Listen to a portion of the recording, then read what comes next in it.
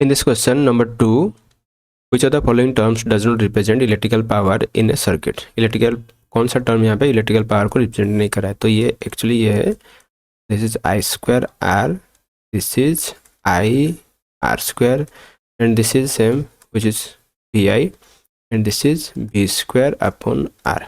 Okay, तो electrical power का जो फॉर्मूला है P equal to electrical energy divided by time. Okay, so energy जो कि हम लोग जूल्स लॉ ऑफ हीटिंग में पढ़ रहे थे, heat energy. Okay, heat energy is divided by time. तो energy, that energy was defined as, energy को हम कैसे डिफाइन करते हैं, V I T upon time. Okay, तो टाइम कट गया, so one formula is V I, that means this one is absolutely correct.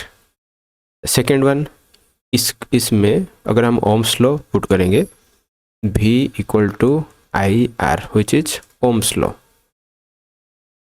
ठीक है, तो ओम्स लॉ का ये वाला फॉर्मूला अगर हम यहाँ पे सब्स्टिट्यूट करेंगे तो पावर कितना होगा, तो वोल्टेज के बदले हम लिखेंगे आई आर और आई यहाँ पे, तो finally it will be I square R. तो I square will check, I square, this first one is correct. Okay, and next, in the place of I, if we put I equal to V by R. Okay, again from Ohm's law can be written as I equal to V upon R. तो यहाँ पे हम लोग substitute करेंगे in the main equation. Let it be equation number 1. So putting this in 1, putting it in 1, equation 1 में अगर हम इसको सब्स्टिट्यूट करेंगे तो क्या होगा, then power equal to V into I, I का वैल्यू कितना है, V अपॉन आर. 1 यहाँ पे 1 में डाल सकते हैं या फिर डायरेक्टली हम यहाँ पे भी डाल सकते हैं. ठीक है, ये वाला इक्वेशन है इसमें भी. ठीक है, so it will be V square upon R. ठीक है, so this one D is also correct. So finally, as it is I square r, not I r square, so this one is wrong.